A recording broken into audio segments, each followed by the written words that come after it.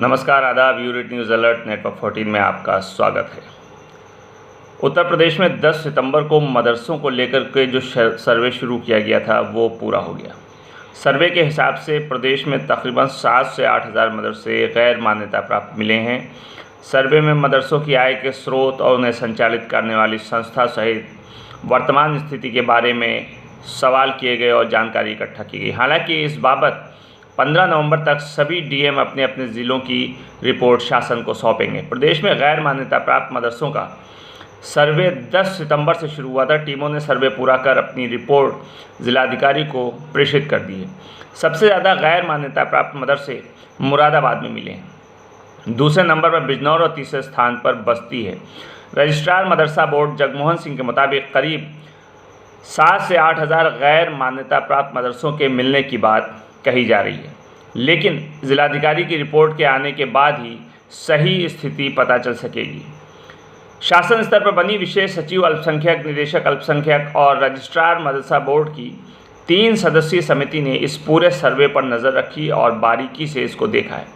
सर्वे में मुख्य रूप से ये पता किया गया कि मदरसों की आय के स्रोत क्या हैं, साथ ही भवन, पानी, फर्नीचर, बिजली, शौचालय के क्या इंतज़ाम हैं और कौन संस्था इसको संचालित करती है।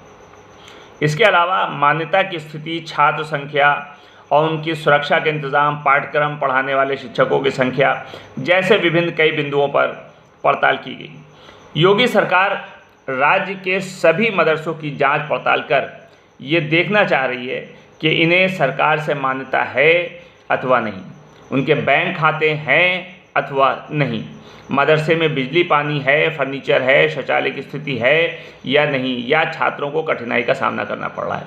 साथ ही साथ इस पर ये भी ध्यान देना चाह रही है कि प्रबंध समिति में कौन कौन है।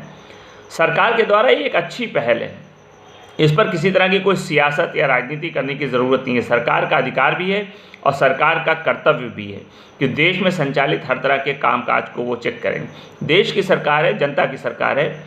जो गैर मान्यता प्राप्त मदरसे रोशनी में आए हैं उस पर अभी सरकार ने कुछ नहीं कहा है, इसलिए इसके बारे में अंदाज़ा लगा करके सियासत करना बिल्कुल गलत है। इतना ज़रूर कहा जा सकता है कि एक तरफ सरकार सरकारी चीज़ों को प्राइवेट यानी निजी हाथों में दे रही है।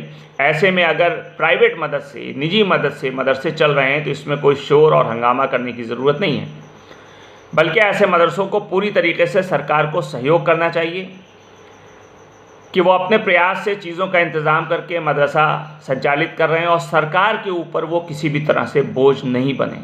इस संबंध में बसपा सुप्रीमो सुश्री मायावती ने भी एक बयान दिया था, जो बयान एकदम सही था। ये बात अलग है कि वो बयान सियासी था या कुछ और था, ये एक अलग चीज़ है। उत्तर प्रदेश में तकरीबन 16,416 मदरसे हैं, जिनमें से 558 को सरकारी अनुदान मिल रहा है। 8,171 मदरसे ऐसे जिनका आधुनिकीकरण मॉडर्नाइजेशन हो चुका है। सर्वे में मिली जानकारी के अनुसार राज्य में 7 से 8 हज़ार मदरसे गैर मान्यता प्राप्त हैं। जानकारी के अनुसार जिला मुरादाबाद में तकरीबन 585, बिजनौर में 450, बस्ती में 401, गोंडा में 281, देवरिया में 270, मुजफ्फरनगर में 222, सिद्धार्थनगर में 185 मदरसे ऐसे हैं जिनका सरकार अथवा किसी भी शिक्षा बोर्ड से कोई सरोकारनी कोई अनुमति नहीं ली गई। अब यूपी सरकार का फोकस इन्हीं मदरसों पर है। सरकार ने उन्हें वक्त भी दिया था कि वो अपनी मान्यता ले लें, लेकिन इस पर शायद लोगों के ऊपर कोई असर नहीं हुआ। उधर सहारनपुर में दारुल उलूम की जब एक बड़ी बैठक हुई और वहाँ से संचालित मदरसों के लिए किसी भी राज्य की सरकार से मान्यता नहीं लिए जाने का फैसला ले लिया गया और देवबंद से जारी इस फरमान से सरकार और देवबंद के बीच, यानी देवबंद के दारुल उलूम के बीच या उसके संचालित मदरसों के बीच टकराव के हालात पैदा होने जा रहे हैं। तो ऐसी स्थिति नहीं आने देनी चाहिए कि टकराव स्थिति पैदा हो।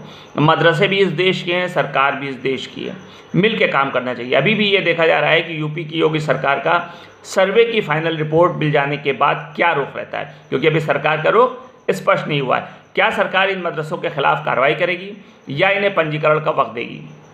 यूपी मदरसा बोर्ड के रजिस्ट्रार जगमोहन सिंह का कहना है कि राज्य सरकार कि 3 सदस्यों की टीम हर ज़िले से आने वाली जांच सर्वे रिपोर्ट का पहले अध्ययन करेगी, उसके बाद जो भी शासन की नीति बनेगी उस पर आगे की कार्रवाई की जाएगी। इसलिए इस पर ज़्यादा पैनिक होने या सियासत करने की ज़रूरत नहीं है।